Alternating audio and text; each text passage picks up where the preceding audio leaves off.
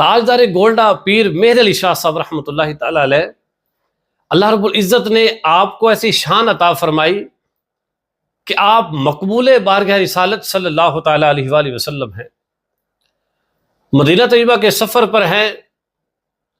وادی حمراء میں ڈاکوں کے حملے کی پریشانی کی وجہ سے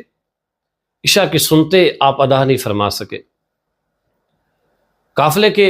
ایک طرف اپنے ساتھیوں کے ہمراہ آپ آرام کرنے لگے، کیا دیکھتے ہیں کہ خواب میں تاجدار انبیاء، تاجدار کائنات، تاجدار ختم نبوت صلی اللہ تعالی علیہ وآلہ وسلم تشریف لاتے ہیں۔ آپ پیر مہر علی شاہ صاحب رحمۃ اللہ تعالی علیہ فرماتے ہیں، مجھے یوں لگا جیسے میں کسی مسجد میں دوزانوں مراقبے میں ہوں اور پیارے آقا صلی اللہ تعالی علیہ وآلہ وسلم پر سیاہ رنگ کا عربی جبہ زیب تن تھا۔ پیارے آقا علیہ السلام میرے پاس تشریف لائے اور فرمایا کہ آل رسول کو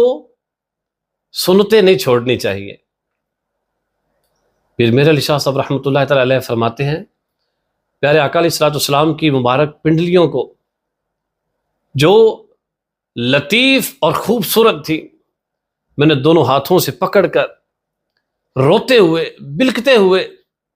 الصلاۃ والسلام علیک یا رسول اللہ پڑھنا شروع کر دیا، اور پھر میں نے سوال عرض کیا کہ حضور آپ کون ہیں؟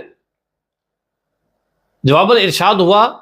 کہ آل رسول کو سنتیں نہیں چھوڑنی چاہیے۔ 3 بار ایسا ہوا، جب تیسری بار مہر علی شاہ صاحب رحمۃ اللہ تعالی علیہ فرماتے ہیں، میں نے سوال کیا تو میرے دل میں یہ بات ڈالی گئی کہ جب تم یا رسول اللہ کہہ رہے ہو اور وہ منع بھی نہیں فرما رہے، کوئی اور بزرگ ہوتے تو یا رسول اللہ کہنے سے منع فرما دیتے، یہ میرے آقا علیہ الصلوۃ والسلام ہیں تو اسی لیے منع نہیں فرما رہے۔ پھر فرماتے ہیں کہ آپ صلی اللہ تعالی علیہ وآلہ وسلم کا حسن و جمال اس قدر تھا کہ میں بتا نہیں سکتا۔ آپ کے حسن و جمال کو بیان کرنے سے زبان قاصر ہے، قلم جو ہے وہ لاچار ہے۔ پھر آپ نے اپنی ایک نعت شریف میں پیارے آقا علیہ الصلوۃ والسلام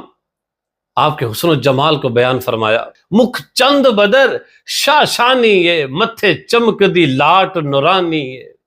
کالی زلف تے اکھ مستانی یہ، مخمور اکھی ہن مد بریاں۔ اس صورت نو میں جان آکھاں کہ جانے جہاں آکھاں، سچ آکھاں تے رب دی میں شان آکھاں، جس شان تو شانہ